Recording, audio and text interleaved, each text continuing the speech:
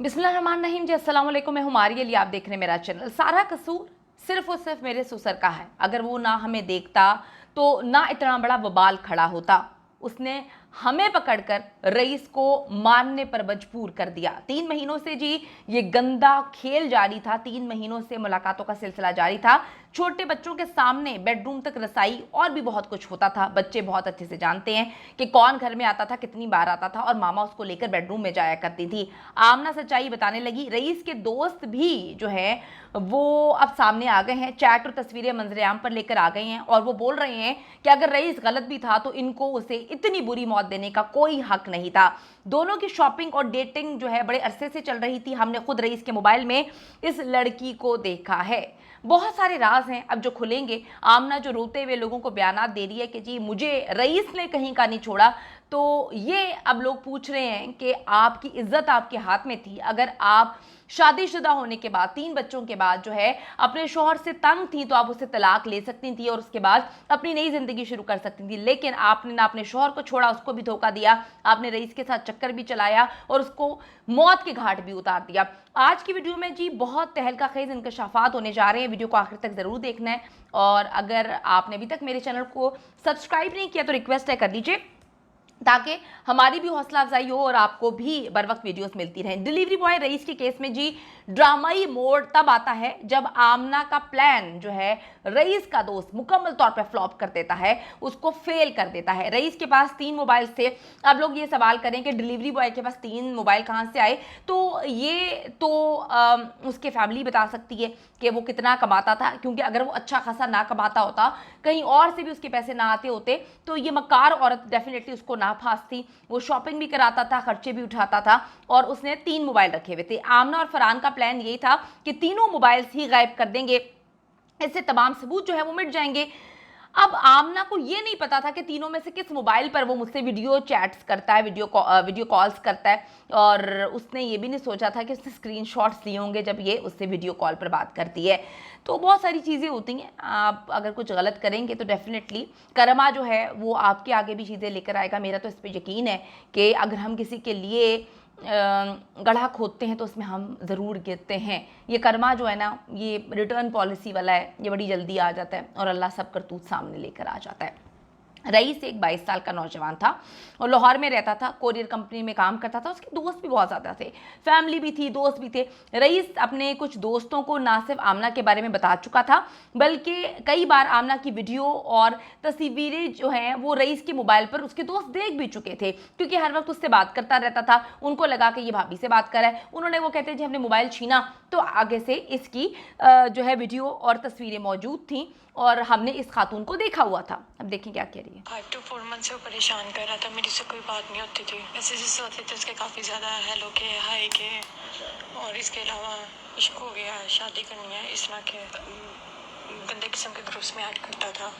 उसको एग्जिट किया काफ़ी, मतलब वो जब 5 to 4 मंथ से कोई परेशान कर रहा था, लेकिन मुझे नहीं पता था कि कौन परेशान कर रहा। उसके बाद जब मेरी इसके साथ फर्स्ट टाइम बात हुई है, तब मेरी इसके साथ वीडियो कॉल के ऊपर बात हुई है फर्स्ट टाइम, और उसकी वीडियो कॉल, मैंने उसकी वीडियो कॉल रिसीव किया, तो आगे से उसने मुझे कहा इश्क हो गया आपके साथ शायद। यार कितनी मतलब इलॉजिकल बातें हैं कि आपको इतने टाइम से कोई बंदा तंग कर रहा है, आप एक फैमिली में रहती हैं, आपने अपने शौहर को क्यों नहीं बताया? या आपको अपना नंबर बांटने का शौक है, आपको समझ नहीं आ रही थी कि ये कौन है? आपको एक बंदा गंदे ग्रुप्स में ऐड कर रहा है बकौल आपके, आपको एक बंदा गंदे मैसेजेस कर रहा है, और कितनी अजीब सी बात है कि आप अपने शौहर को नहीं बता रही हैं। इट्स वेरी इलॉजिकल बातें, ये बहुत इलॉजिकल स्टेटमेंट है इसकी, फजूल किस्म की बातें हैं कि जो है वो मेरे साथ ये सब कुछ करता था तो मुझे जो है वो पता ही नहीं था। पहली मुझे एक नंबर से कॉल्स आ रही हैं, तंग कर रहा है, गंदे मैसेजेस कर रहा है, और पहली बार मैं उससे बात करूंगी वीडियो कॉल पे। क्यों बात करूंगी मैं? मतलब एक अपने आप को कन्विंस करने के लिए बहुत सारी ख़वातीन वीडियो देख रही हैं, अपने आप को ज़रा रख कर सोचें।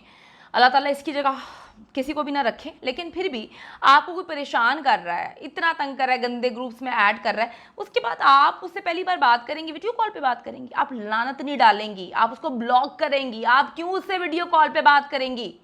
इस कदर झूठ बोल रही है।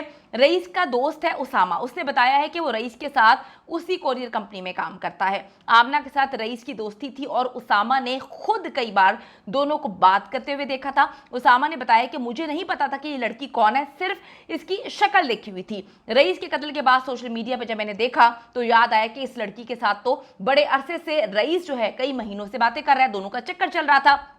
अभी लड़की झूठ बोल रही है कि ये रईस को जानती नहीं है, बल्कि इल्जाम लगा रही है कि रईस उसे हिरासा करता था। इसके दोस्त उसामा ने कहा कि झूठ बोल रही है, कोई हिरासा नहीं करता था, दोनों के चक्कर चल रहे थे। उसामा ने यह भी बताया कि दोनों घर के बाहर मिलते थे और शॉपिंग वगैरह भी किया करते थे।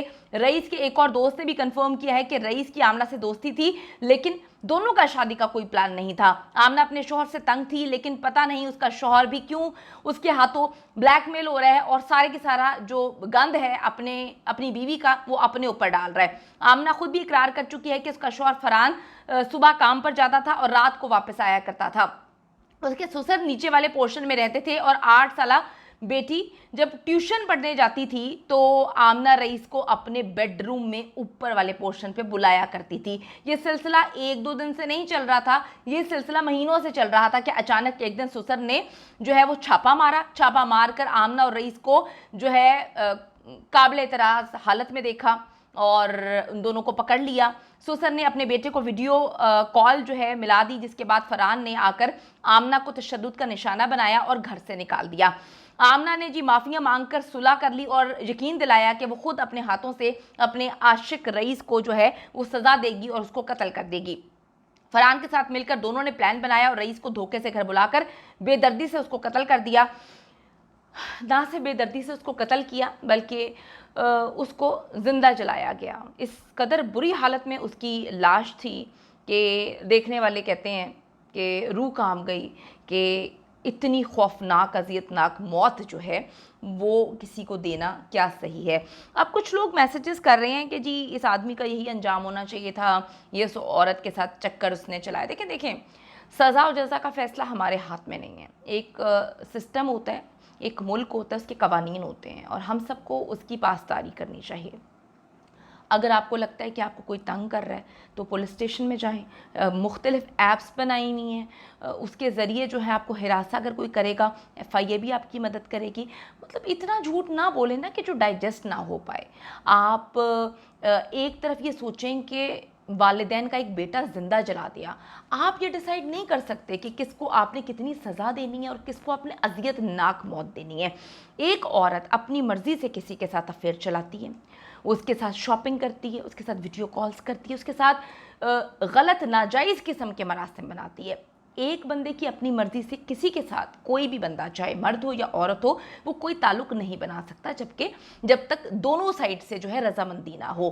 पकड़े जाने पर जो है उस औरत ने इतना झूठ बोला, उसने कह दिया हिरासा करें। मुझे इस औरत की कोई भी बात 0% भी सच्ची नहीं लग रही। इसने कहा मुझे हिरासा करता था, इसने मुझे कहा मैंने कभी वीडियो कॉल पे बात नहीं की। अब कह रही है, मैंने आपको सुनवा दिया है कि जी पहली बार ये मुझे तंग करता था, एक दफ़ा फिर सुन लें।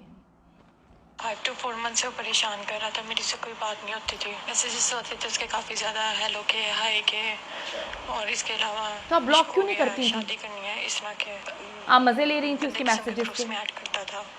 उसको एग्जिट किया काफ़ी, मतलब मुझे 5 to 4 मंथ से कोई परेशान कर रहा था, लेकिन मुझे नहीं पता था आपने कि कौन बताया क्यों परेशान नहीं? कर रहा है। उसके बाद जब मेरी इसके साथ फर्स्ट टाइम बात हुई है तब मेरी इसके साथ वीडियो कॉल के ऊपर आपकी उससे बात हुई क्यों? सबसे पहले तो ये एक बात है ना, आपकी उससे बात हो रही है, आप उसको ब्लॉक क्यों नहीं कर रही? आप उससे वीडियो कॉल पे बात क्यों कर रही हैं? ये सारी बकवास ही आता है। फिर इसकी एक नई कहानी है कि वो मेरे ऊपर कमरे में आ गया था। कमरे में कैसे आ गया? दरवाज़ा तोड़ के आ गया कि ऊपर से छत फाड़ के आ गया?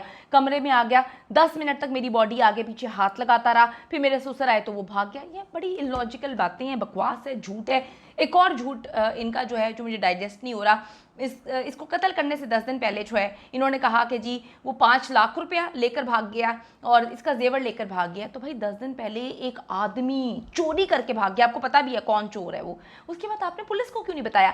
आपको तंग कर रहा था, आपकी बीवी को वो परेशान कर रहा था। दोनों मियाँ बीवी पुलिस को क्यों नहीं बताते? इनका धंधा ही ये है कि ये लोगों को ट्रैप करते हैं, उसके बाद कत्ल कर देते हैं। पुलिस को इन्वेस्टिगेशन करनी चाहिए। उसके बाद 10 दिन पहले आपकी ज्वेलरी और आपका जो है 5 लाख लेके भागता, आप फिर भी पुलिस को नहीं बताते। तो आप इसके काने थे ना, क्योंकि आपकी बीवी का चक्कर चल रहा था। अब आप कहते हैं मैंने गैरत के नाम पे कत्ल कर दिया। ज़्यादा लोगों के ना जज्बात से ना खेलें, इसको गैरत के नाम पे कत्ल की गेम डालकर जो है ना लोगों को घुमाएं ना कि मैं बड़ा कुछ शरीफ आदमी हूं, कि मैंने गैरत के नाम पर अपनी बीवी के आशिक को, बल्कि आप तो ये कहानी सुना रहे हैं कि मैंने मेरी बीवी को जो तंग कर रहा था मैंने उसको कत्ल कर दिया। गेमें घुमाएं ना, तुम दोनों घुमा रहे हो, झूठ बोल रहे हो। ये गेमें यहाँ पे मत चलाएं। हम लोग रोज ऐसी चीजें देखते हैं, और जितनी शातिर तुम्हारी बीवी और तुम हो, और जितने तुम्हारे दोस्त आके डिफेंड कर रहे हैं इस वक्त सोशल मीडिया पे कि बड़े शरीफ लोग हैं, तो शरीफ लोगों के ये काम नहीं होते।